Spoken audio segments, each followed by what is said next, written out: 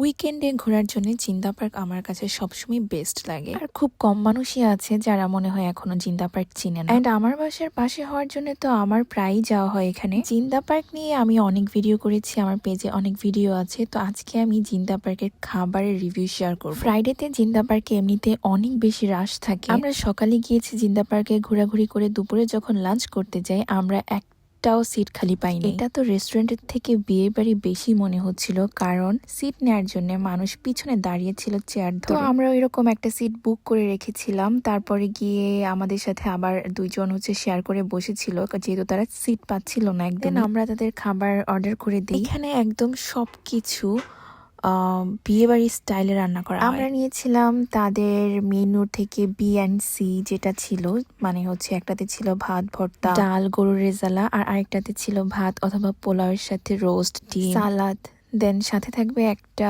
Pepsi and পানির বোতল। But accidentally আমরা এখানে ডিমটা পাই নাই, আর আমরাও খাবার অর্ডার দেওয়ার পরে যখন খাবার আসার চেক করেও দেখি নাই যে আমাদেরকে ডিমটা দেওয়া হয় নাই। হয়তোবা তারা ভুলে গেছে, আর সাথে আমরাও ভুলে গেছি যে আমাদের সাথে একটা ডিমও ছিল।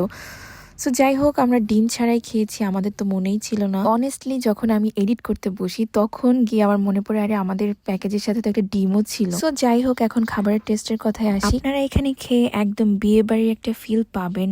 যেমন মজার রোস্ট, তেমনি গরু মাংসের রেজালা, সবকিছুই আমার কাছে খুবই ভালো লেগেছে। জাস্ট একটু পোলাওটা ভাতটা একটু ঠান্ডা হয়ে গিয়েছে। খাবারের কোয়ান্টিটিও মোর দেন ইনাফ, আমরা দুইজন খেয়ে শেষ করতে পারি না। সাথে একটা যে সবজি ছিল সেটা মনে হয় পেঁপে গাজর, মানে শীতকালীন সবজি যেটা ছিল, সেটাও কিন্তু খুবই মজা লেগেছে খেতে পোলাওর সাথে ভাতের সাথে। আমি একটু আলুর ভর্তাটা ট্রাই করেছিলাম, আলুর ভর্তাটা আমার কাছে খুব একটা ভালো লাগে না, বাট বাকিগুলা কিন্তু খুবই মজার ছিল। সো আমি আপনাদেরকে সাজেস্ট করতে পারি যে আপনারা যদি জিন্দা পার্কে যান তাহলে তাদের C&D যে সেট মেনুগুলো আছে সেগুলো ট্রাই করতে পারেন, কারণ এর মধ্যে যে রোস্ট আর রেজালা আছে সেটা কিন্তু খুবই মজা।